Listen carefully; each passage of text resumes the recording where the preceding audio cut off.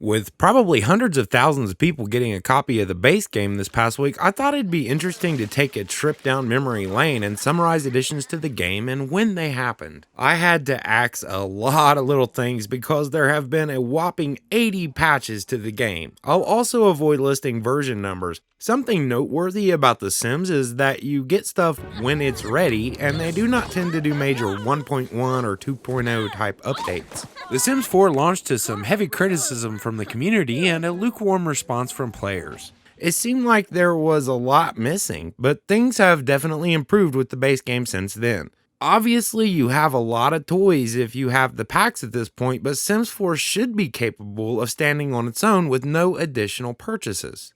So this will function somewhat as a look at what wasn't there and the dev team's efforts to improve the game ever since. We got news around July 2014 that the game would not have pools nor toddlers, and on launch ghosts were missing as well. A lot of people review VOD sites without having ever installed the game, which is apparently a thing way more commonplace now as a form of protest. The community was not happy, though plenty of players did feel they could live with those omissions. One of the first major missing things was fixed on October 1st, 2014 when ghosts were added to the game. They also brought in the ambrosia recipe, the death flower, and the ability to use it to satisfy Grimm. The next big improvement came with the pools feature in November 2014. Builders could do some more interesting things, and players had a new way to give their Sims exercise and fun. This one brought in the frequently requested business and athletic career tracks, which were pretty glaring omissions from the game. They also overhauled Aspirations from being way too difficult to the point you could complete them on accident. Some had dumb objectives like do 200 romantic interactions or make a sim so mad they die, but they kind of made it a bit too easy and removed most interesting objectives. You could also now eat produce from your inventory. Yeah, you could grow apples but couldn't actually eat them at launch. Yikes. In February 2015, Papa will no longer flirt with the young'uns. Sims now knew who was their uncle or cousin, which made romance a little less risky.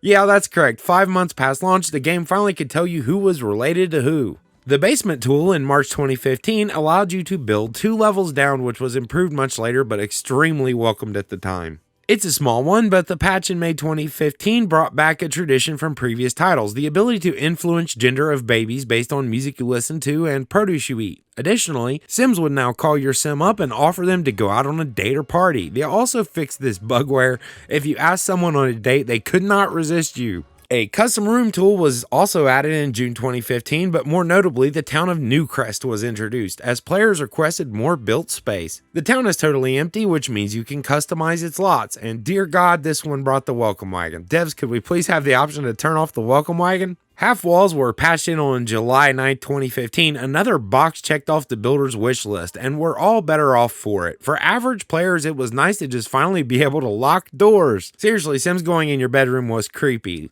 Lots of little fixes for the gallery and managed worlds area in this patch as well. Dishwashers made their way back to the game and I never used them. I don't know what's wrong with me.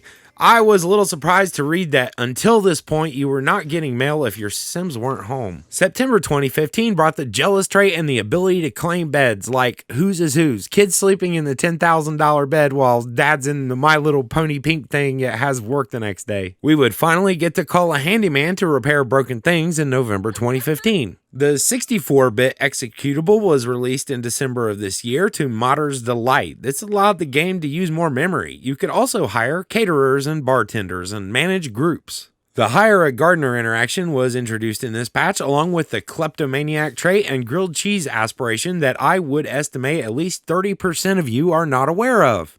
After a small break from additions big enough for this list, The Sims 4 came out with the option to customize your Sim's gender. You could now pick if they were capable of being pregnant, whether they acted or dressed feminine or masculine, etc., allowing for fully transgendered or Sims in drag. The monster under the bed appeared in a patch later that month as well. Nannies were available in the next month. You could finally get rich and let someone else change the diapers and bond with your little one. You can have an in-house nanny 24/7. Yeah, I don't pay near enough attention to features regarding babies. We are now on the 42nd patch for The Sims 4. Lot traits were released alongside the City Living expansion, but given to all players. I never used these lately, and they're definitely something I want to do a video on. However, they do tend to make things even easier, and that's something I'm kind of against, at least for my own gameplay. This was a big one. On the eve of the Parenthood Pack, toddlers were brought at the start of 2017. The community exploded in activity, and it was clearly the biggest win despite many people's ambivalence toward them. They came fully featured, is I suppose the big deal here, with their own traits and potty talk and walk skills. Another lull in updates, but at this point, AutoSaving was removed. Alright, so I wasn't crazy that it used to do this. Yeah, I took a break and lost some progress a few times thinking it saved when you traveled. Saving is all manual, and that's fine by me. I get a sense that things slowed down with new features at this point, 2 big ones in a year. They've sped up as of late, but here we see the photography skill from Get to Work given to all players in a sensible decision by the devs. Glass roofs appeared in the June 2018 patch, and you can see there's a little hole of about 8 months as far as interesting updates. It does get better though. Gardening got a big overhaul here due to the release of seasons.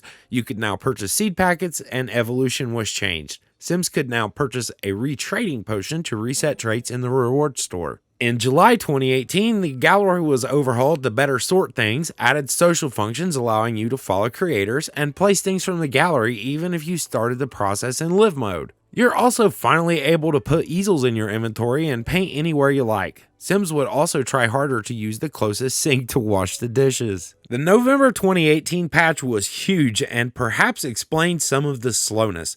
The developers finally gave players a commonly requested thing, terrain tools. You could now make hills and various levels of foundations, expanding the building options immensely. The style influencer career was another gift in this huge patch, which lets you make over Sims and earn money from fashion blogging. They also gave us a first-person camera, which nobody asked for, but was rather interesting for people who can stomach it, and I am not one of them. But hey, I got to ride up front a lot in the car as a kid because no one wants vomit on their upholstery. Freelancer came as a new career track choice in April 2019. This new track lets you make money freelancing with the programming, writing, or painting skills. It's a pretty nice addition. Instead of going to work, you complete gigs and work at your own pace. You can make money when you need it or work your butt off completing more than 1 gig each day.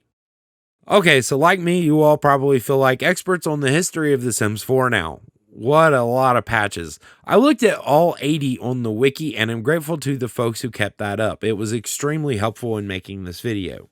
To the developers, every bit of work you've done to make this game better is appreciated. Despite my occasional criticisms, this should be seen as a testament to the excellent work you've done to add in the missing bits, and the community is grateful for it. If you'd like to support me, my site, or my channel, check the description for options and share this video if you found it helpful. I'm excited to see so many new subscribers and look forward to making more videos for the Sims community.